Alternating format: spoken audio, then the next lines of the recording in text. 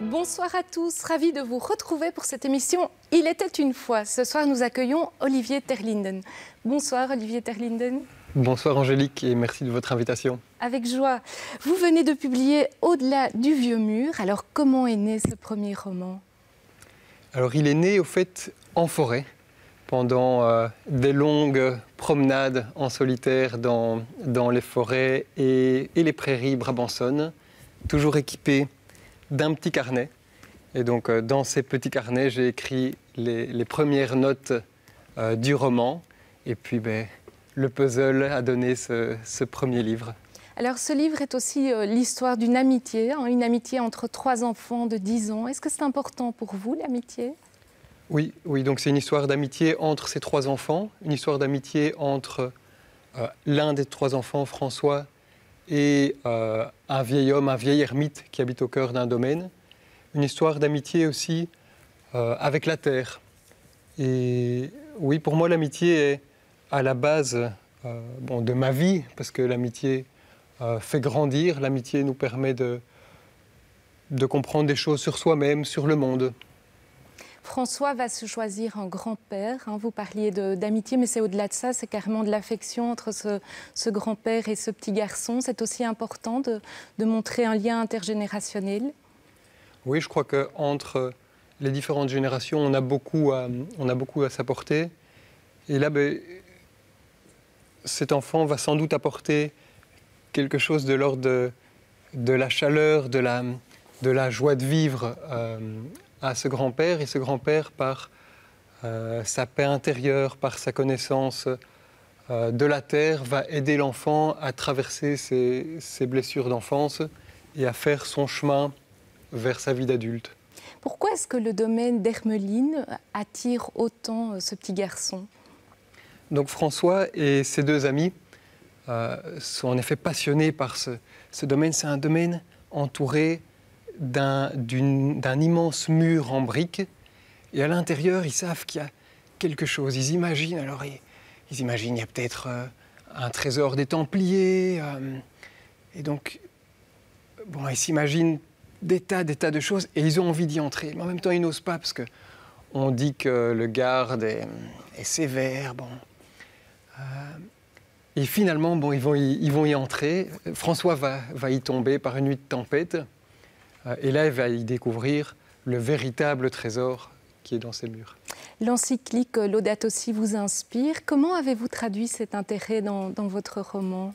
Oui, donc dans l'encyclique Laudato Si, il y a une grande place à la fraternité universelle. Donc la fraternité, pas uniquement entre les hommes et les femmes entre eux, mais également avec toute la création, toute la nature. Et donc, finalement, je suis frère non seulement de mes frères et sœurs humains, mais aussi de l'animal, de l'arbre, de la fleur, de la pierre même. Bernard de Clairvaux disait « Les arbres et les pierres t'apporteront plus que n'importe quel maître ». Et vous écrivez « Tu peux travailler la terre, la servir de ton mieux, mais ce n'est que si tu prends le temps de l'écouter, de l'aimer, qu'elle s'épanouira. » Oui, j'en suis convaincu, et aussi par la pratique de mettre les mains dans la terre, et on découvre un amour de la terre. La contemplation est-elle inhérente à la nature humaine? Je crois qu'il y a quelque chose. Je pense que sans la contemplation, en tout cas dans ma propre vie, je manquerais quelque chose. Je serais dans un train ou en train de passer d'un train à l'autre sans prendre le temps d'admirer le paysage. Et je crois que la contemplation nous mène à l'intériorité, nous mène donc à nous-mêmes et à plus grand que soi.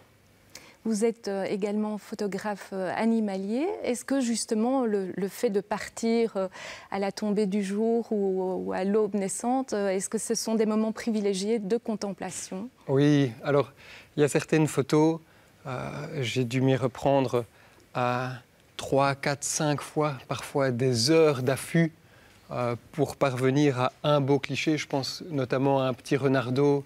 Mon père à l'époque, m'avait signalé un terrier de renardeau dans un coin du bois.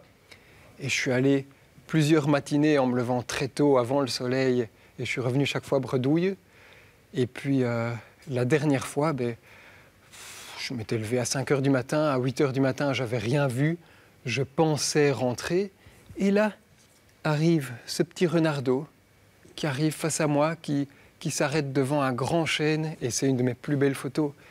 Et en fait, tout ce moment que j'ai passé seul dans la nature à attendre ce renardeau, c'est des moments qui sont magiques. Donc il y a aussi une question de patience. Oui, que j'apprends.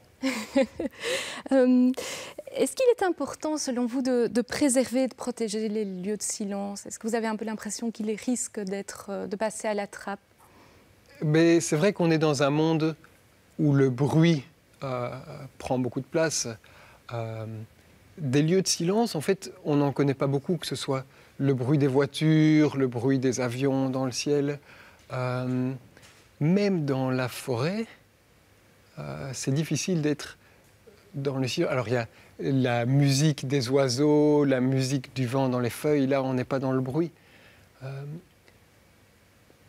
Mais le silence et cette musique de la nature cultivent aussi, je pense, l'intériorité. Vous évoquez la musique de la nature. Est-ce qu'elle peut être une prière? La musique, je crois, est une prière. En tout cas, c'est la vie du vieil homme avec qui partage à cet enfant quand ils écoutent un soir une musique classique sur le vieux 33 tours du grand salon. Donc il y a vraiment une initiation de ce grand-père avec ce petit garçon. Oui. Ça vous inspire à titre personnel de voir une telle solidarité, un tel lien qui se crée? Mais je crois qu'on apprend plus dans la vie par l'initiation que qu'en restant assis sur les bancs de l'école. Les bancs de l'école sont importants. Mais quand on voit par exemple les compagnons bâtisseurs, c'est d'abord d'un maître au disciple qu'ils apprennent. Et ça fait les meilleurs artisans. Et je pense que dans tous les domaines, y compris dans le développement personnel, le fait d'avoir une personne en qui on a confiance et qui nous transmet ce qu'il aime, ce qui le passionne, et de soi pouvoir simplement accueillir ça, oui, que ça fait beaucoup grandir. Dans sa postface, Xavier Deutsch évoque le Grand Maulne. J'imagine et André Dhôtel également. J'imagine que ça doit être réjouissant pour vous d'avoir de tels parrainages. Ah oui, je suis très reconnaissant à Xavier pour sa belle postface.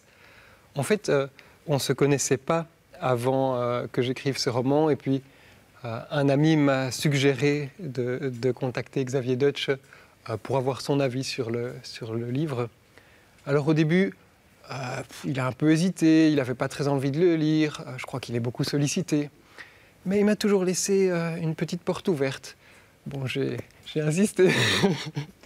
Et finalement, il l'a lu. Et alors, il m'a envoyé un retour de lecture très touchant où il me dit « Mais je pensais vous rendre un service et en fait, c'est vous qui vouliez me faire un cadeau. » Et puis, il m'écrit tout un long texte pour m'expliquer à quel point ce texte l'avait touché. Et moi, j'avais pas encore d'éditeur, j'étais encore dans le retravail du livre, avec toutes les hésitations qu'on a dans ces périodes-là.